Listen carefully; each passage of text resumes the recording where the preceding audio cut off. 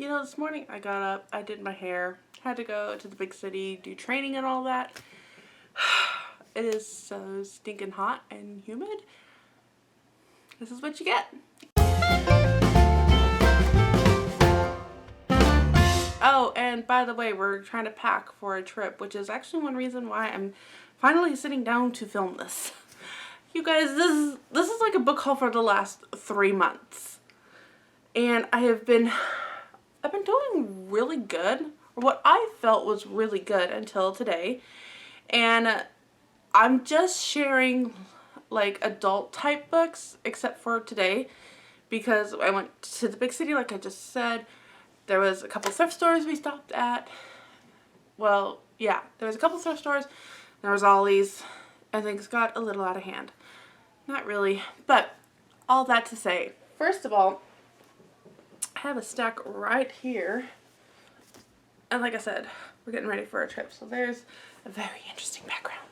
But this book stack actually starts all the way back in April. So for my birthday, I had a friend get me this one. So I now have a copy of The Kitchen Front, which is one of my favorite books. And already I've had 2 of you be like, yeah, I don't see the connection here, but I really, really, really liked this. I really enjoyed so much about it. Yes.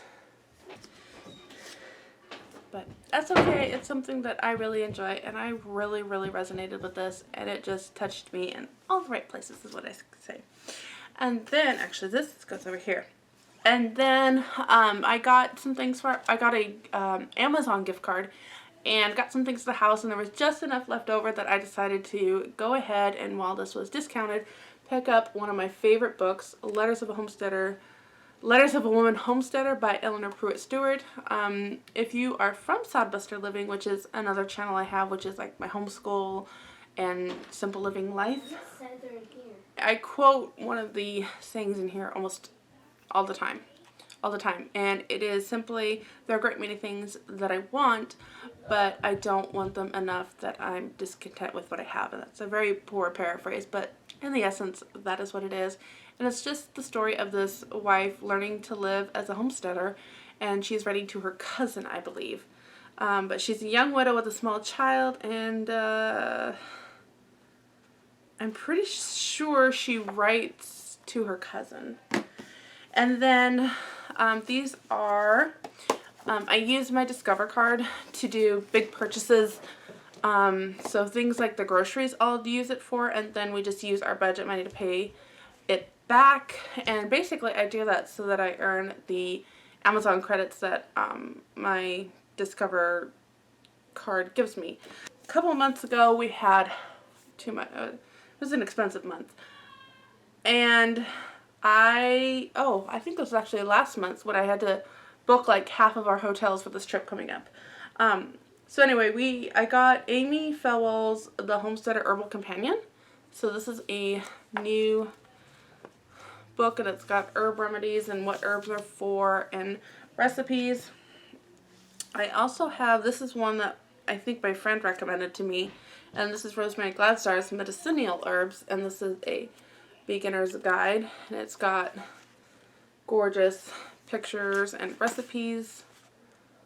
So I have that one, and this is one that I used to have this, and when we had another 2 years of being in California with no leaving in sight, I ended up just gifting it to a friend of mine, and she was blessed by it, but I kind of wanted it back now that I'm up here. So again, a lot of it is just information and pictures,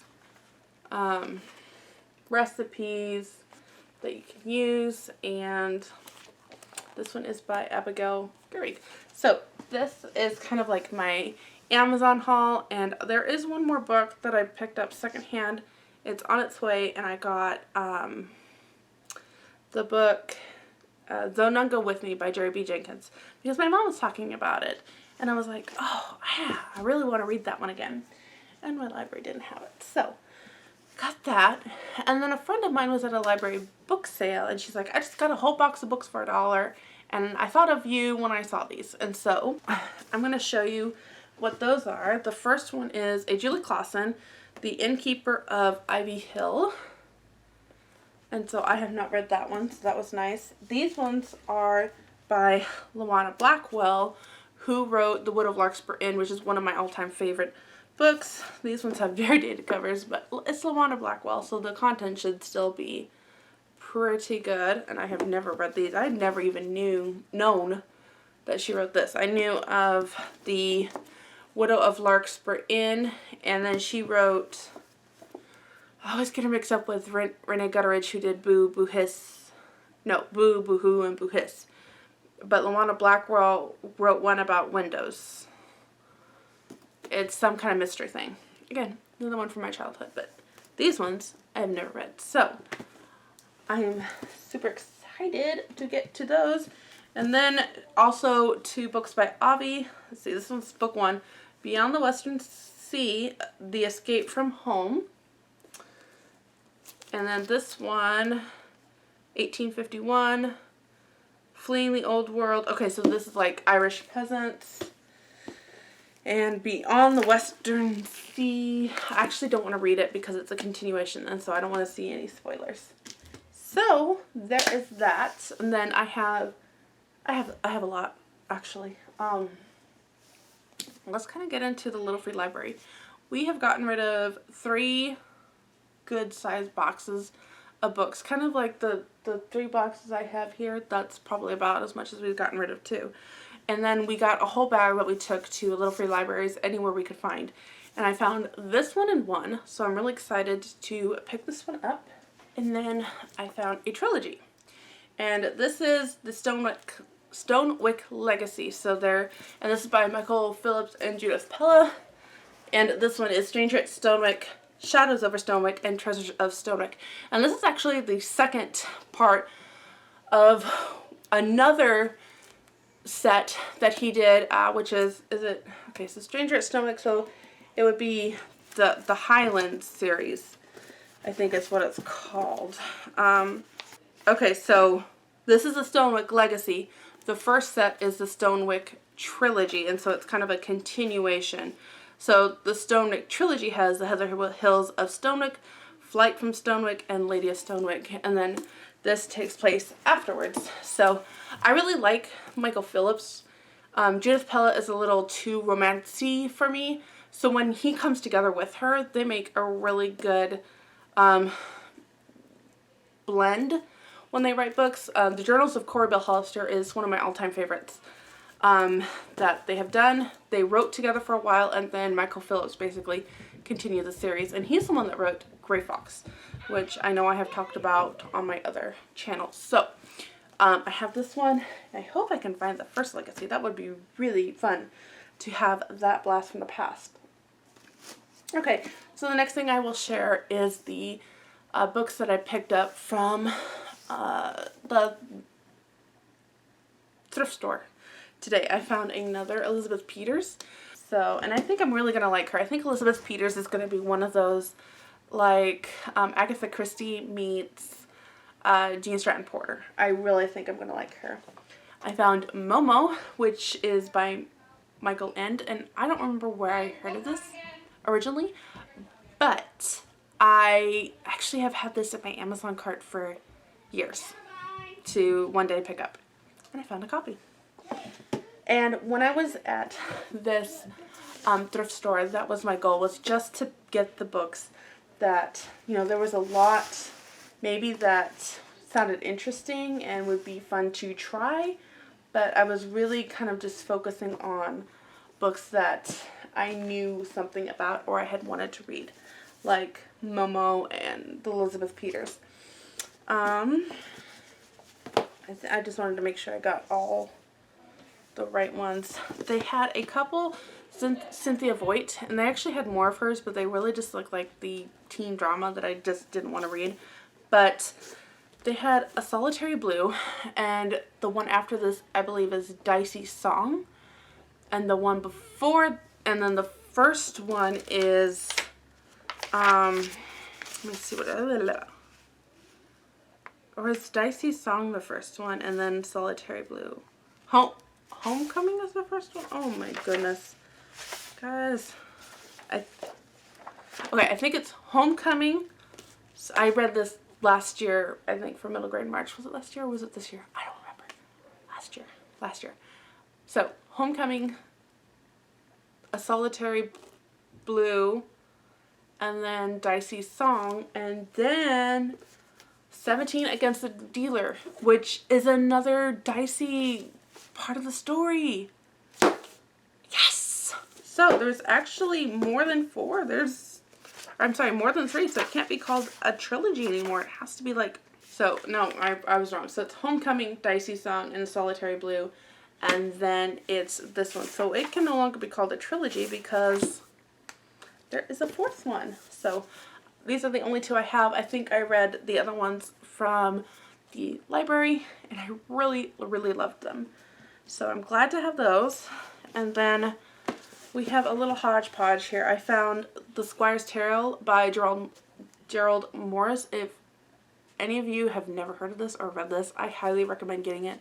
It is a hilarious retelling of like the King Arthur tales. Not really retelling, but like a reimagining. And you have anyway, he's wanting to become a knight, and Terence is part of Sir Gawain, and which there's like a little person in here who keeps calling him Sir Dwayne. And anyway, my husband and I read this when we were recording, and we just had a blast reading it back and forth and thought it hilarious. So, if you haven't read that, I picked this up for my son. I think he will really like it. I will probably actually start reading that to him and get him interested in it, because I'm kind of finding that he doesn't really like new things. He will read the same book 500 million times, and so on and so forth. Okay, this one is by S.E. Hinton, who wrote The Outsiders, which I really, really love. This one is Taming the Runner. I have no idea if I would like this, but I thought it would be interesting to read since I loved The Outsiders. And then I had just watched somebody's, I think it was Hicks Picks Books. I think it might have been Books and Jams. Someone just had a book haul and they mentioned this, and I was like, oh, I would love to read that. I've never seen that. And then I found one. So this is Richard Peck, Here Lies the Librarian. He's the one that wrote A Year Down Yonder and From Chicago, or A Year in Chicago, or something like that. But yeah, this looks really interesting, and I can't wait to read that. I found a copy of Nori Ryan's Song, which I did not have, and so now I have Maggie's Door, Nori Ryan's Song, and I still need the third one about her daughter. And then speaking of Patricia Riley Gift, who has become one of my favorites, I saw this one and I have never heard of that before, ever. And so this one, because I know some of you have now really been enjoying this author, the shock of icy water as a boat crashes onto the rocks feels real. So does the castle high above him that is almost hidden in the mist. And what about the number 11 woven into all those dreams? The papers Sam finds in the locked box in the attic may hold the answers if he could only read them, but to Sam, words are like spiders flexing their thin legs as they move across the page. Words are impossible. It's wood that Sam understands, wood that he loves to shape and build with. Caroline, the new girl who bursts into Sam's classroom one day and warns him that she's not there to stay, helps build a castle with him and reads those papers. Together they set out to discover who Sam really is and where he belongs. Readers will be drawn into this intriguing story about identity and the unlikely friendship between a girl who can't stop reading and a boy who can't begin. I love her books. And then the last one for the thrift store book haul is The Freedom Writers. And this is how a teacher and 150 teens used writing to change themselves and the world around them. Another one that I've had in my Amazon cart forever, and finally found a copy. So, now let's get into Ollies. Sorry. Close it up. So, at Ollies, I'll show this one just in case you guys are like looking for a set. But we picked this up because a lady in our church loves Anna Green Gables, and she's borrowed my daughter's and my set, and so her birthday is coming up, and so we picked up her own set of this gorgeous edition of Anne of Green Gables, and it is $20, and every time I go into Ollie's, it's still there. So we have one for her. Okay, here's Ollie's. First of all, I have one by Carrie Stewart Parks. I have heard Chantal talk about this one, and Hicks Picks Books talk about this one, and several others, and it is a Thomas Nelson publishing. Now, Thomas Nelson has been kind of like a seeker-sensitive publishing group. So they used to be exclusively Christian, but they're kind of trying to make their books appeal to the secular world without, what's the word I'm looking for? Yeah, it's complicated. So this one I think is book 3, a Gwen Marcy mystery. I think it's book 3. I thought I saw it somewhere. Or maybe this hasn't anything to do. And why the heck would you do this? Look at that. It's on the page. Or maybe I saw these and I assumed it was part of this. But anyway, if I remember correctly, you don't have to read these in order, but I'll make sure. But I know that I really enjoyed, what was I going to say? This just looks like it'll be right up my alley. So, I finally have one that I found. I actually read this years ago. I want to say like 2017. Yeah, years ago. 2017, 2018, and I really enjoyed it. It was really hard to get. I had requested it from our library, and I really loved this kind of Murdoch take on Sherlock Holmes. Murdoch Files, I think is what it's called, is a TV show that is kind of steampunk back in the early turn of the century. Yeah, because the first one starts off with the Edison light bulb. And it takes place in Toronto, Canada. It is such fun TV series that I really enjoyed. And this made me think a lot of it.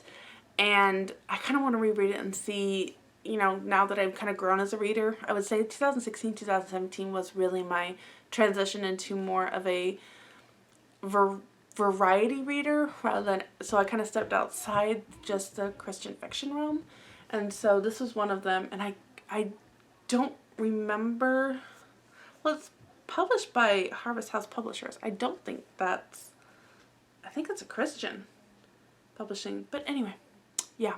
Oh, and this also takes place in Toronto. I think that's why I kind of mixed it with the Murdoch Files. But anyway, I really wanted to reread it, and I think my daughter will enjoy that one, especially with her adoration of the Enola Holmes. And then I have seen this one a lot, and I think it's something that I would enjoy. So I found The Paris Spy, but there's others in these series, and I really want to read them. They look really good. So, but I found this one. This is the only one that I saw. I was really excited to see this one, Sophie Choir. And this is part of the Peter Nimble, and I've heard that I will probably like this one better than Peter Nimble, and we really enjoyed Peter Nimble. And this was $2.99 at Ollies by Jonathan Auxier. So excited about that one. This is another one that I've seen a lot in the Christian fiction community talk about, The Inn at Hidden Run, Olivia Newport, and I've heard really good things about this author. I don't know if you have to read these in order. Well, this doesn't matter. This is book 1, so there we go. See if I enjoy that one, which I think I will. And then I'm going to get to these in a minute. I found a graphic novel, which my son is really into these right now, and he loves Hound of the Baskervilles by Sherlock Holmes. He read them all when he was like 10. He read Sherlock Holmes. He loved it. And so I have Hound of the Baskervilles by Sir Conan Doyle because he really enjoys the graphic novels. So that'll be very fun to give him. My husband and I have seen this book, and I think it's going to be one of those kind of controversy type books, but it's something that we are researching together. Not really together, but kind of comparing notes as to translations of the Bible. And so my mom sent one that, oh, you know, where did my husband put that one? I just realized he's hiding that one from me, isn't he? Oh, I'll have to find it. But this is another one. This is the story of how the Bible came to be the world's greatest book. Ugh, where is that other book? Arg.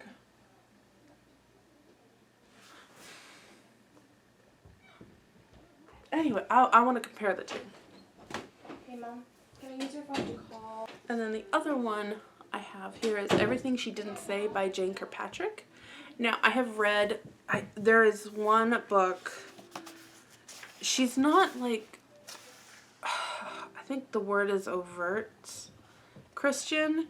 She has that beautiful way of writing that is convicting without, anyway, she wrote The Daughter's Walk, which is based off of Carol Etzby Stagg's book that she wrote about her mother or grandmother. I think it was her grandmother. And I loaned it, or I gave it to a friend of mine, and now I've been wanting to read it again. It was so good. And Jane Kirkpatrick wrote a book on that, and that was really good. But the one I'm thinking of, it was like one of her first ones that she came out with. I was reading that as like 15, 20 years ago. Why can't I remember the name? I can see the cover. Dang. Anyway, I just really like how Jane Kirkpatrick writes. So this one's going to take place in 1911, and the fictional person in here, Carrie Strayhorn, wrote a memoir sharing some of the most exciting events of the 25 years of shaping the American West with her husband, railroad promoter and writer, Robert Strayhorn. Nearly 10 years later, she's finally ready to reveal the secret she has never told anyone, even herself. Certain that her writings will only be found after her death, Carrie confronts the pain and disappointment of the pioneering life with startling honesty. So, yes, I love Jane Kirkpatrick. I love her. So, I'm really looking forward to that one. And then these next two ones, I saw this one, and then I saw this one. So, this one, this is Strangers on a Bridge, the case of Colonel Abel and Francis Gary Powers. And I'll get to this in a minute, but this is by James Donovan. And this is in the early morning of February 10th, 1962, James B. Donovan began his walk down, okay, if this is in Germany, that is going to be Glienicke Bridge, which linked Westbrook. So the way the German is, it's like the reverse of what the English is. So EI has the I sound, and I believe IE has the E sound. So it's Glienicke Bridge, which then linked West Berlin to the east. With him walked Rudolf Ivanovich Abel, for years the chief of the Soviet espionage in the United States. Approaching them from the other side under equally heavy guard was Francis Gary Powers, the American U-2 pilot shot down by the Soviets. These were the strangers on a bridge, the representatives of two opposing worlds. Here, Donovan, who negotiates their exchange and defended Abel at every stage of his trial, tells their story. So this was originally published in 1964. And then further down on the bookshelves was this one, which is Bridge of Spies. And on here, this says the subject of the major motion pictures Bridge of Spies. So I'm really curious because this sounds amazing. So who were the three men the American and Soviet superpowers exchanged at Berlin, Glienicke's Bridge, and Checkpoint Charlie in the first legendary prisoner exchange of the nuclear age? Bridge of Spies vividly traces their paths to that electrifying moment on February 10, 1962, when their fates helped to define the conflicts and lethal undercurrents of the most dangerous years of the Cold War. That looks fascinating, especially if I could kind of continue. Right now I'm doing with kind of Russian history. I'm working on the Romanovs, and so I think it'll be really interesting to kind of go from that to this, and just see how a lot of that played into it. Okay, so that was that too. Now we have a Christian book box. I was ordering a couple things for homeschool, and my daughter's like, Mom, can we do that $10 box thing again? And I'm like, yeah, I haven't finished the books. And whoa! And I'm wrapping up mine. She's like, yeah, but Mom, can we really do it? So we ended up doing it mainly to see, like, would we get the same books? So, let's see. And I think one of these is on back order. Yes. So one of the books that is on back order that's coming is The Woman Who Was Chesterton. I was really looking forward to that, and I think I'm buddy reading that with somebody. And if it's you, can you message me, because I forgot to write it down. So the first thing I have is I saw, this is going to be a homeschool part, so like Sodbuster Living type of thing, but I saw oh, Jennifer, what's your name? I'm gonna leave her here. Guys, I've had respite care all week and then training today, and I'm dead. I'm tired. Serenity Farms, I think. Anyway, she was sharing this, and I thought this would be a really good introduction for my daughter, who's gonna be 14, and my son, who's turning 13, to kind of go into this.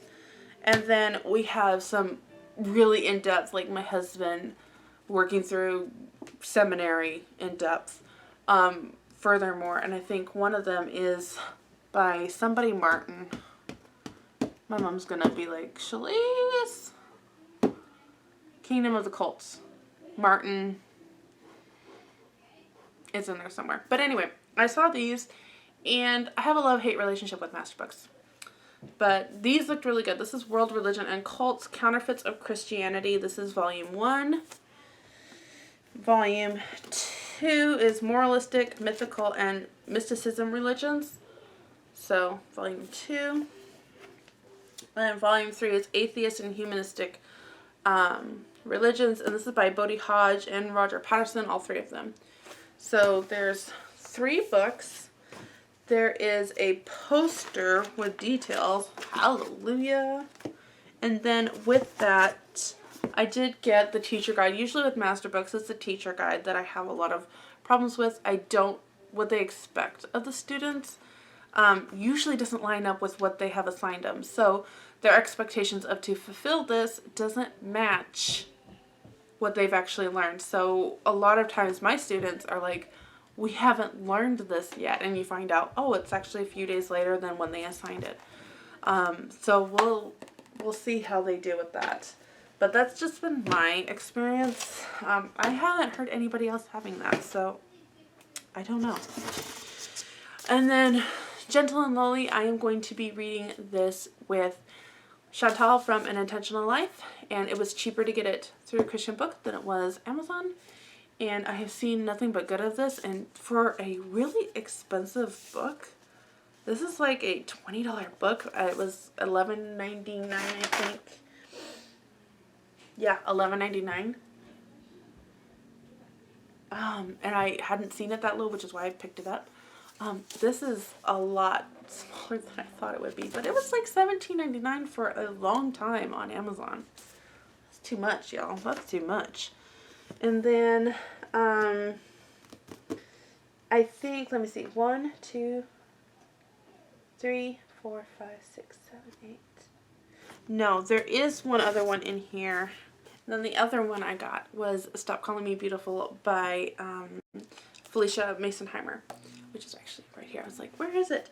And this one was $7.49, which is cheaper than Amazon as well, and another one that I've really been wanting. I'm really enjoying Felicia Masonheimer on Instagram and some of her things. Now let's get into the $10 box. One of the things that we wanted to see was, does it give you the same books first time around? So the last time we did this, I'll have to put the date right here. And so one of the things we're wondering is, do they keep track of what you have done? Or are these like pre-made boxes, or what? Would you get the same ones? This. Now, you will not have seen my, like, was this box worth it video yet. It hasn't been made, which means it's not up. But if you're watching this at a later date, check the description box below, because I will, if it's up, I will try to leave it in this one. And just letting you know, is a box like this worth it? My final thoughts. So let's go into the books here. There's some of them that... Alright. So this is Man in the Blue Moon by Michael Morris. This one is, he's a gambler at best, a con artist at worst. Blue collar? I love blue collar. White collar. White collar? White collar. Blue collar is workman. White collar is, it's the one with Neil Caffrey, and he got caught by the FBI. He's a con artist, and now he actually has to work for the FBI, identifying other con artists and other works like that. Love that. I think we got a little, I think we got almost to the end, and it just went in a direction that my husband and I were like, meh, so we stopped. But I really enjoyed that. So if it's like that, that would be so much fun. He's a gambler at best, a con artist at worst. Her aunt had said of the handlebar mustache man who snatched Ella Wallace from her dreams of studying art in France. 18 years later, he has disappeared, leaving Ella saddled with debt and struggling to support 3 sons, while World War I rages through Europe. Ooh, I'm really interested in this now. Whoo! A mysterious... Ella begins her own battle to keep the mystical Florida land that has been in her family for generations from the hands of an unscrupulous banker. A mysterious man arrives at Ella's door in an unconventional way, convinces her he can help, and a tenuous trust begins.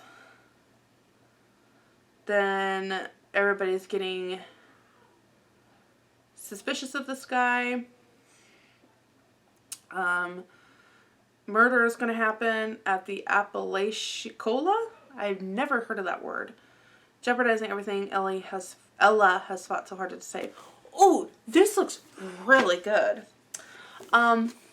This came in the other box. I own this one. Actually, I really like this book. So this was, if I hadn't read this before, this was a good choice. And I love this new cover. So I do own that one. Okay, so this is fun because I found book 1, which is another part of the book haul that I just remembered I need to show you. I found book 1. I got book 2 in the box previously, and now this is book 3. So, and I'm really liking these. So that's a good one, and that's kind of sex trafficking in a Christian way. And I also saw Christian Book sending me an email that there's like lots of books for 99 cents. Check it out. This is one of them. So I'm thinking they're really trying to get this book out. I think I'm going to put this in a little free library and help spread the word on that one. I have some thoughts on this one. This is also in my other box. So check out the video that's going to come out here very soon on that one. So that one I got in my other box. Step by Step by Candace Calvert. This is Crisis Team. Oh, my daughter will be in heaven. My nurse wannabe. 3 years after a tragic accident left her a widow, ER nurse Taylor Cabot is determined to move on. This is going to be contemporary romance. Okay, my mom loves this book. Courtney Walsh, Paper Hearts. So I have my copy. I have my own copy, Mom. I will read it now. Oh, if you would like to know more, my mom loves this. She has a Christian fiction podcast. If you're interested in that kind of thing, I'm going to leave it down below. There's something special coming up with that. Abigail Pressman never would have guessed that love notes penned on paper hearts by an anonymous couple would challenge her doubts about romance. A business owner in a quaint tourist town, she dreams of expanding, but lately she's more focused on resisting the matchmaking efforts of the Valentine volunteers who gather in her store to continue Love's Park tradition of stamping mail with the city's romantic postmarks. That sounds fun because my grandma used to live in Knoll, Missouri, and people actually sent mail to that town. It's a tiny little town.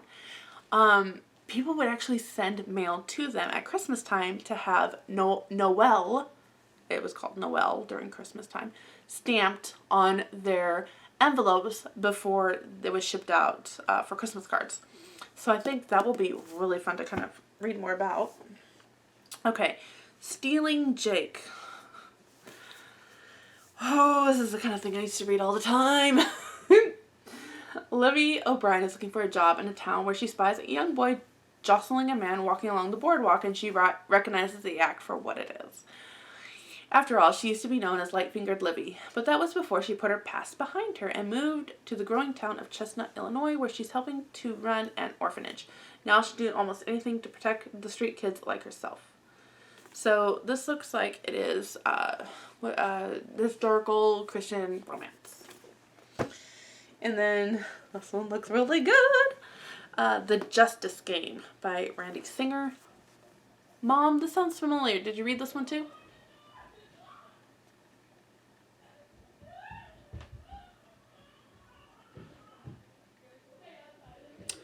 Weirdo. Okay. For some, justice is a game. For others, it's a matter of life and death. It's a thriller. I want to read more. Okay, let's go a little bit. It is lawyer. I know one of you who doesn't like lawyer, legal thriller type things. So there's a warning on that. After the target of an investigative report storms a Virginia Beach news studio, he executes one of the After the target of an investigative report storms a Virginia Beach news studio, he executes one of the reporters on live television before the SWAT team is able to take him down.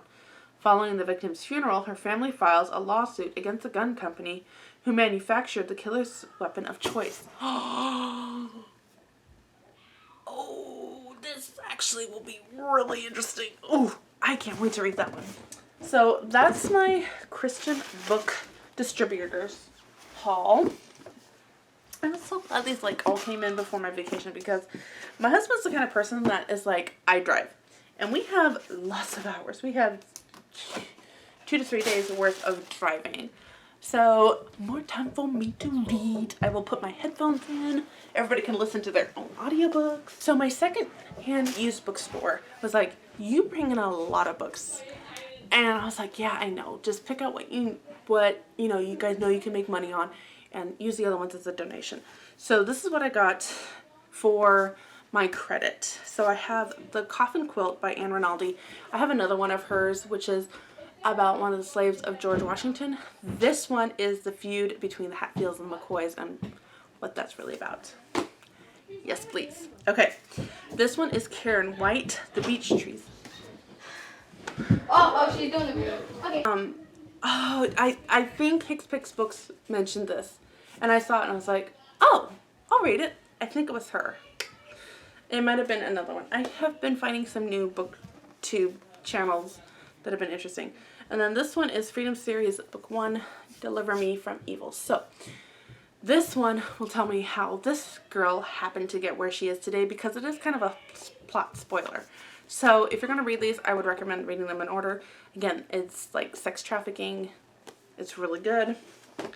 Keep a Quiet Heart by Elizabeth Elliot. So me and my daughter are going to do this one together. And then I found Nancy Leigh DeMoss, Choosing Gratitude. And I happen to like Nancy Leigh DeMoss. Okay. I have kids being like, Mom. So. Book Outlet box number 1. I'm going to have to get through these a little quickly, but these ones came with credit, so I spent less, and then on my $10 credits, which end up being used as gift certificates, there was a 25% off. This was Amazon Prime Day, so Book Outlet was offering buy 2 books, get 1 free on top of the 25% off. I really scored, you guys. So this one's Gaijin, An American Prisoner of War. It's a graphic novel. So I'm not a graphic novel person, but again, my son is really enjoying it. So I will probably read this and then just see if I think it's okay for him to read. So there's that one. We picked up another one, The Teen's Guide to Social Media. Highly recommend this. My daughter has read it, and I did 12 Ways Your Phone is Changing You, and we picked this one up for her friend because it was $2. It was a really good price. I have another one by Elizabeth Elliot, Be Still My Soul, which is one of my favorite hymns. I love Be Still My Soul, sung by the Mormon Tabernacle Choir. Like when I'm having a stressful day, I put that on and I just listen to it.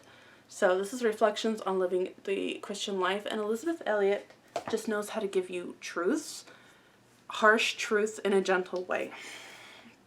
And then this is The Cross and the Switchblade, a true story of one man's fearless faith by David Wilkerson, and this is one that me and my son are going to work through.